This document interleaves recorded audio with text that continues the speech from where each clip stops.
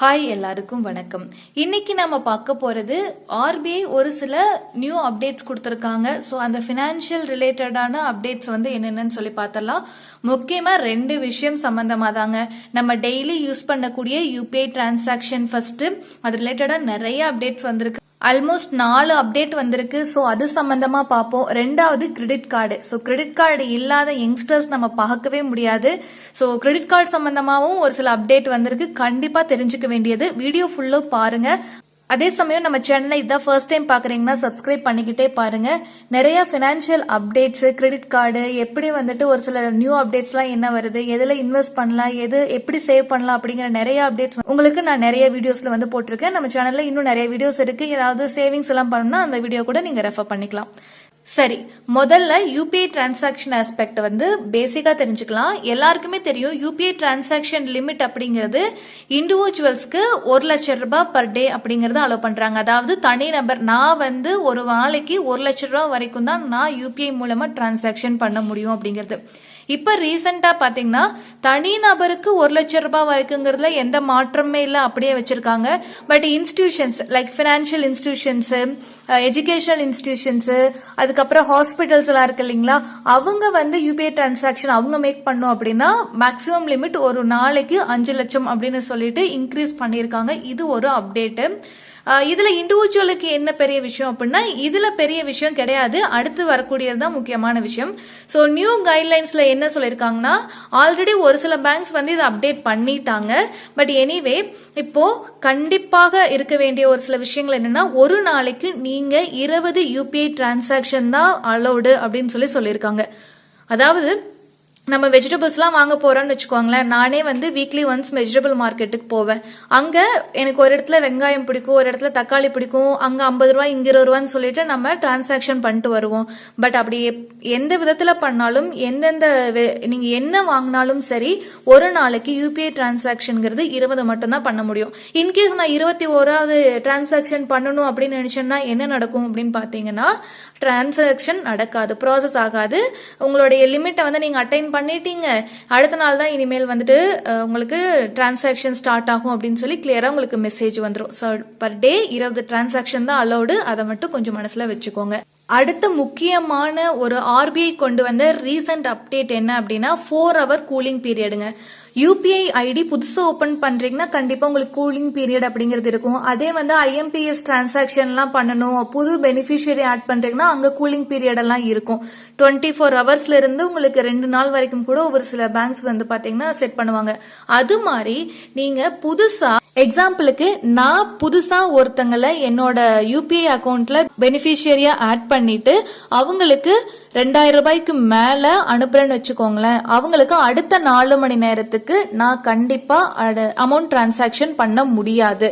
எதுக்காக அப்படின்னா நிறைய ஃப்ராடுலண்ட் ஆக்டிவிட்டிஸ் எல்லாம் நடக்குது இல்லைங்களா, இல்ல தெரியாம யாருக்காவது காசு மாத்தி அனுப்பிட்டோம், ஒரு பல்க் அமௌண்ட்லாம் அனுப்பிட்டோம் அப்படின்னா அதை நம்ம ரிவர்ஸ் பண்றதுக்கான ஆப்ஷனே இங்க வைக்கிறாங்க. ஸோ அந்த 4 hour கூலிங் பீரியடுக்குள்ள நீங்க உங்களுடைய பேமெண்ட்டை ரிவர்ஸ் கூட பண்ணிக்க முடியும்.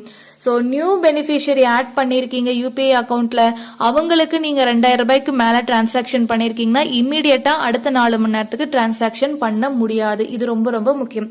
இது தனிநபருக்குமே பொருந்தக்கூடிய விஷயம். அடுத்த ரெண்டாவது ரொம்ப முக்கியமான அப்டேட் என்னன்னா, யூபிஐ டிரான்சாக்ஷன்ல இனிமேல் சார்ஜஸ் பிடிக்க போறாங்க. இது வரைக்கும் யூபிஐ அப்டேட் டிரான்சாக்ஷன் பண்றீங்கன்னா உங்களுக்கு பெருசா சார்ஜஸ் எல்லாம் இருக்காது இல்லைங்களா. சோ இனிமேல் சார்ஜஸ் இன்ட்ரோடியூஸ் பண்ணிருக்காங்க. என்னெல்லாம் இருக்கு அப்படின்னு சொல்லி பார்ப்போம்.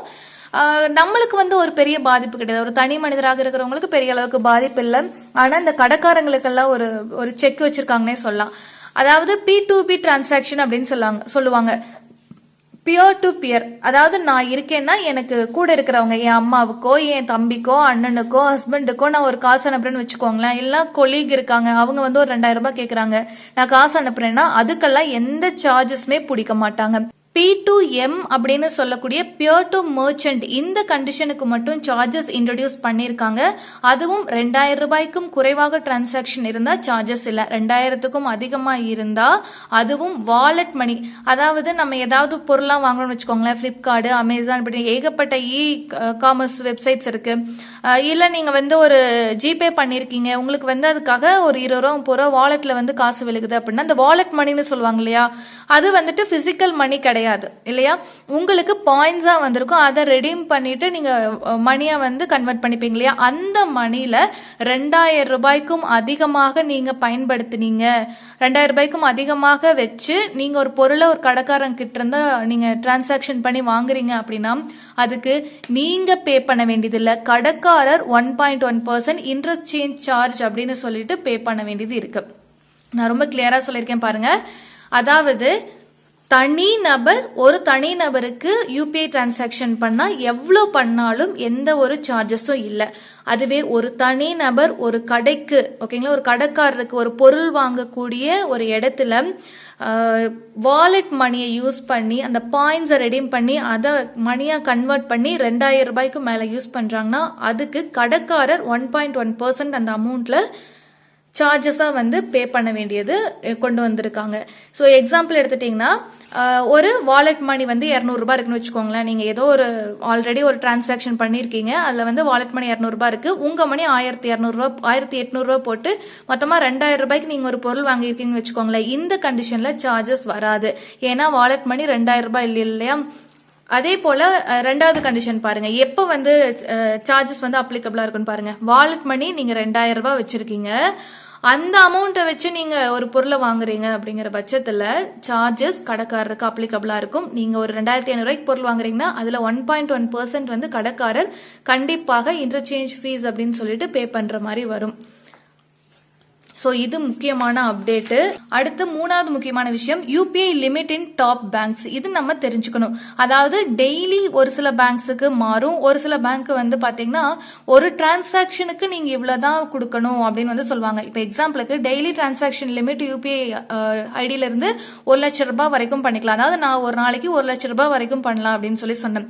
ஆனால் ஒரே டைமில் நான் அந்த 1 லட்சத்தை அனுப்ப முடியுமா, இல்லை 2 டைமாக வந்து 50,000 1 லட்சத்தை அனுப்ப முடியுமா அப்படின்னு சொல்லிட்டு ஒவ்வொரு பேங்கும் வித்தியாசமா வச்சிருக்காங்க. இல்ல மேஜரான பேங்க்ஸ் வந்து நான் உங்களுக்கு சொல்லிடுறேன். எஸ்பிஐ இருக்கு இல்லைங்களா, அதுவும் கனரா பேங்க், இந்த பேங்க்ஸ் எல்லாம் வந்து யூபிஐ உடைய டெய்லி லிமிட்டே வந்து நீங்க 1 லட்சம் ரூபாய் அப்படின்னு சொல்லி அனுப்பலாம். ஆனா யூபிஐ டிரான்சாக்ஷன் லிமிட், அதாவது ஒரே டிரான்சாக்ஷன்லயே 1 லட்சத்தையும் அனுப்பிடலாம் கனரா பேங்க்லயும் எஸ்பிஐலயும். அதே பஞ்சாப் நேஷனல் பேங்க்ல 1 லட்சம்லாம் அனுப்ப முடியாது, ஒரு நாளைக்கு 50,000 தான் மேக்சிமம் லிமிட், அதுவும் 25,000 தான் நீங்க டிரான்சாக்ஷன் பண்ண முடியும். ஐஓபி இந்தியன் ஓவர்சீஸ் பேங்க்ல மேக்சிமம் லிமிட் 1 லட்சம், ஆனா யூபிஐ டிரான்சாக்ஷன் லிமிட், அதாவது ஒவ்வொரு டிரான்சாக்ஷனுக்கும் 50,000 தான் நீங்க பண்ண முடியும் அதிகபட்சமாக. 2 டிரான்சாக்ஷன் நீங்க 1 லட்சத்தை அனுப்பிக்கலாம். அடுத்து பேங்க் ஆஃப் இந்தியாவும் எடுத்துட்டோம்னா 1 லட்சம் ரூபாய் வந்து ஒரு நாளைக்கு டெய்லி லிமிட், அதுவே வந்து பாத்தீங்கன்னா 10,000 ரூபாய் தான் அனுப்ப முடியும். அப்போ 10 டிரான்சாக்ஷன் 10,000 டிரான்சாக்ஷன் பண்ணி தான் நீங்க 1 லட்சம் ரூபாய்க்கு டிரான்சாக்ஷன் பண்ணிக்க முடியும். இது மாதிரி ஒரு விஷயம் ரொம்ப ரொம்ப முக்கியமா இருக்கு. ஏன் இதை கொடுத்துருக்கேன் அப்படின்னா, இந்த மாதிரி ஒவ்வொரு பேங்க்ஸுக்கும் டிரான்சாக்ஷன் லிமிட் மாறும். நீங்க எந்த பேங்க்ல அக்கௌண்ட் வச்சிருக்கீங்க, எந்த பேங்கோட யூபிஐ ஐடி வச்சிருக்கீங்க அப்படிங்கறத பேஸ் பண்ணி செக் பண்ணிக்கிறது ரொம்ப முக்கியம், அதுக்காக கொடுத்துருக்கேன். அடுத்து 4வது முக்கியமான விஷயம், நீங்க யூபிஐ அக்கௌண்ட் வச்சிருக்கீங்க ஆனா பெருசா அந்த ஐடியெல்லாம் யூஸ் பண்ணல, ஒரு வருஷம் ஆக போகுது அப்படின்னா தயவு செஞ்சு அதில் ஒரு சின்ன ஒரு 5 ரூபாய் டிரான்சாக்ஷனாவது பண்ணுங்க. ரீசன் என்னன்னா 1 இயரா இன்ஆக்டிவா இருக்கக்கூடிய யூபிஐ ஐடிஎஸ் ஃபுல்லும் டீஆக்டிவேட் பண்ணணும் அப்படின்னு சொல்லிட்டு ஆர்பிஐ ரெகுலேஷன் கொடுத்துருக்காங்க. ஸோ யூபிஐ ஐடி வந்து டீஆக்டிவேட் ஆகிறதுக்கு வாய்ப்பு இருக்கு. ஸோ 1 இயரா நீங்க யூஸ் பண்ணாம வச்சிருக்கீங்களா, தயவு செஞ்சு இப்ப எடுத்து ஒரு 5 ரூபாயாவது டிரான்சாக்ஷன் பண்ணி ஆக்டிவா வச்சுக்கோங்க. ஓகே, யூபிஐ சம்பந்தமான முக்கியமான 4 அப்டேட்ஸ் நான் உங்களுக்கு சொல்லிட்டேன். அடுத்து கிரெடிட் கார்டுங்க.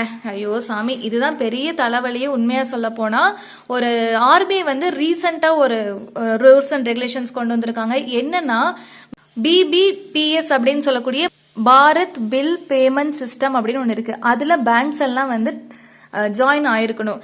எப்பவுமே வந்து நம்ம கிரெடிட் கார்டோடைய பில்லை எப்படி பே பண்ணுவோம், ஜிபேல இருந்து இல்லை கிரெட், ஃபோன்பே, பேடிஎம் அப்படின்னு சொல்லிட்டு ஏதாவது ஒரு தேர்ட் பார்ட்டி ஆப்பை வச்சு நம்ம கிரெடிட் கார்டு பில்லை வந்து பேமெண்ட் பண்ணுவோம். இதுதான் வந்து பேசிக்கா நடந்துகிட்டு இருக்கு. இதுல ஒரு செக் வச்சுதான் இப்போ ஆர்பிஐ ரீசெண்டா ஒரு ரூல்ஸ் கொண்டு வந்திருக்காங்க. என்ன சொல்லியிருக்காங்கன்னா, தேர்டு பார்ட்டி ஆப்பை வச்சு இனிமேல் கிரெடிட் கார்டு பில் பே பண்ணக்கூடாது அப்படின்னு சொல்லியிருக்காங்க. அடக்கடவுளே அப்படின்னு யோசிச்சிங்கன்னா, நீங்கள் இண்டிவிஜுவலாக இருக்கீங்கன்னா டைரெக்டாக ஒரு பேங்க் இருக்கு இல்லையா, அந்த பேங்க்குடைய வெப்சைட்லேயே ஓகேங்களா, ரெஸ்பெக்டிவ் பேங்க்குடைய ஆப்பு அல்லது வெப்சைட்லேயே போயிட்டு கிரெடிட் கார்டு பில் பே பண்ணணும்னு சொல்லியிருக்காங்க. இது எதனால் இப்படி ஒரு ரூல்ஸ் அண்ட் ரெகுலேஷன்ஸ் வந்திருக்கு அப்படின்னு சொல்லி பார்ப்போம். பாரத் பில் பேமெண்ட் சிஸ்டம் அப்படின்னு சொல்லி ஒரு செட்டப் இருக்குங்க. அதில் ரிஜிஸ்டர் பண்ணியிருக்கணும் எல்லா பேங்க்ஸுமே. எதுக்காகனா இந்த பாரத் பில் பேமெண்ட் சிஸ்டம் அப்படிங்கிறது செக்யூரிட்டி பர்பஸ்க்காக. உங்களுடைய ஆன்லைன் டிரான்சாக்ஷன்ஸ் எல்லாம், கிரெடிட் கார்டு டிரான்சாக்ஷன்ஸ் எல்லாம் சரியாக தான் இருக்கா, யாராவது ஏமாற்றி காசு எடுக்கிறாங்களா, என்ன ஏது அப்படிங்கிறத ஒரு செக்யூரிட்டி ரீசனுக்காக தான் பிபிபிஎஸ்ல வந்து ஜாயின் பண்ண சொல்லியிருக்காங்க. பிபிபிஎஸ்ல ரிஜிஸ்டர் பண்ண பேங்க்ஸ் மட்டுமே தேர்டு பார்ட்டி ஆப்ல இருந்து மணியை வந்து கிரெடிட் கார்டு பில்லுக்காக வாங்கிக்கலாம் அப்படிங்கிற ஒரு செட்டப் கொண்டு வந்திருக்காங்க. ஆஸ் ஆஃப் நவ் 8 பேங்க்ஸ் தான் வந்துட்டு பிபிபிஎஸ் வந்து ஆக்டிவேட் பண்ணியிருக்காங்க. அதில் உண்மையாகவே சொல்ல போனால் 5 பேர் ஆல்ரெடி ரிஜிஸ்டர் ஆயிட்டாங்க, 3 பேர் ரிஜிஸ்டருக்கான ப்ராசஸ்ல இருக்காங்க.